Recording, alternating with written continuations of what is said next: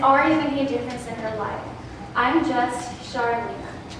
Come to think of it, if you were to compare, I am absolutely not even close to a superstar. I'm just below average, but that's okay, because this is where I thrive. To be blunt, I don't specialize in an area. I have no idea how I want to affect the world or make an impact, and in the future, I don't know. But what I do know is that inevitably, I will always be surrounded by amazing people who will help me figure out me. And I like to call them my fish. They're my little school of fish who always support me. We've all seen Nemo and how Marlin and Dory join up and they swim all around the world to find Nemo. And we see Nemo basically almost sacrificing himself in order to save the entire tank at the slightest, smallest chance of escape for the entire tank. That's amazing. My support system, however, they're real people. I just like to protect their fish. I love people. I like communicating with people and learning about their stories because this is what matters to me most. Their stories is something that molds who they are, and they really shape what we feel and how we react. And their stories shape me. The way that they talk to me, the way that they create their decisions towards me changes who I am as a person, because there's no way that you can replicate this. And that's what makes me unique. Everybody always says it's that one word blank adjective that makes you unique. It's not. Because those words are all the same. It's the people that affect you. Let's take a scenario. My friend and I, we are so close. When I get vulnerable and get so scared, I tend to curl up in a little ball with my knees to my chest, 10-foot needles grow in my throat, tears streaming down my cheeks, and my body drops 10 degrees in temperature. But I have a friend who doesn't let me sit in my closet alone. He always sends me a text, a phone call, a FaceTime message, and he helps me. He makes sure that I know that he's there for me. And that's amazing to me. And I'm so incredibly thankful. But for us to have met is the craziest thing. It's so incredibly coincidental, but at the same time, it's not. First, our parents had to have met and have us as children. Then they had to have come to Southern California and live here.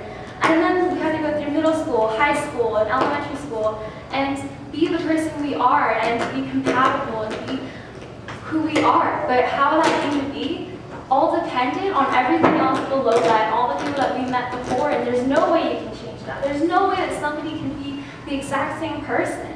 And that's really how we become unique. And one of my friends, Chris Luyen, explained to me that a friendship is built based on two people.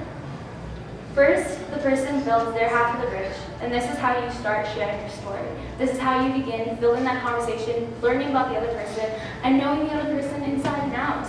And then it becomes that little crawl of the other person of sharing their story. And then they meet in the middle, and the build is held strongly, and it functions. And together, this is a really strong bridge.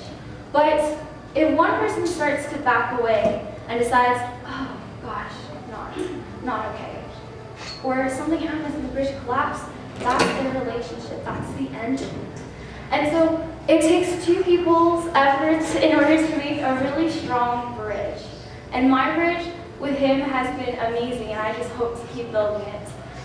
However, certain teens teens in general, oh my God, teens in general haven't fully developed their brains yet. The prefrontal cortex, which is right in basically the forehead area, controls everywhere from your emotions, from your decisions. And teens don't make the best decisions. Teens don't have the best control of their emotions. And really, how can you predict your life in general? So, teens can't articulate their words especially, and that especially applies to me. It's difficult for me to portray what I would like to say and Sometimes my formatting or my wording isn't even typical, and so it's difficult for me. But studies have shown the more that you tell stories, the more that you read books, the more that you see and become familiar and recognize these sentence structures and the way that words go together, the easier it is to communicate with one another. And so, as a child, I didn't really make my sentences clear and I couldn't fully articulate what I wanted to say. And so I made a goal of telling a story every single day, whether it was to a person, to my teacher, to a friend, in my journal. I needed to meet that goal every single day. And here I am today sharing with you my story. And so what it all comes down to is being open and being available in order to tell your story. It all comes down to you. It all comes down to what you want to share. It all comes down to what you want to say. And really, what you want to do. Because what you do affects other people. And what other people do affects you, and you can't change that.